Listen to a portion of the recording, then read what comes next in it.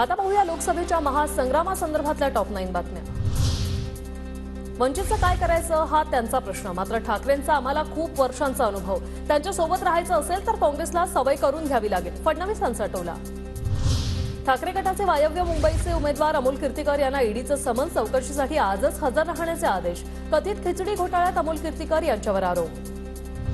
खिचडी चोराच्या पाठीशी उभं राहणार नाही, संजय निरुपमांचा कीर्तीकरांच्या उमेदवारीवर आक्षेप।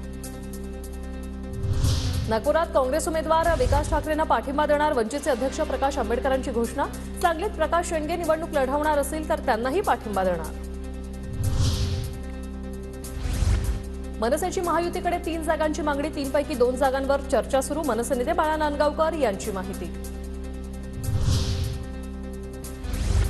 चंद्रहार पाटील आणि विशाल पाटील दोघांनीही एकदा निवडणूक आजमावावी, निवडणुकीत दूध का दूध पाणी का पाणी होईल, भाजप उमेदवार संजय काका पाटलांचं आव्हान।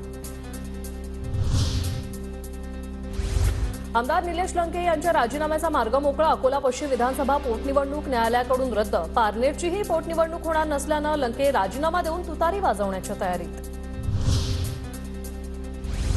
खैरे साहेबांना शुभेच्छा, खूप वर्षापासून ते वाट पाहत होते, तिकीट मिळणार नाही म्हणूनही ते घाबरले होते, पण आता त्यांना हिरवा भगवा करू नये, खासदार इम्तियाज जलील यांचा चंद्रकांत खैरेंना टोला।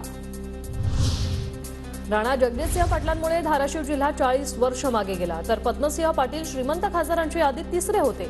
भाजपला पराभवाची भीती असल्यानंतर उमेदवार जाहीर करत नाहीयेत, ठाकरे गटाचे उमेदवार ओमराजे निंबाळकरांची टीका।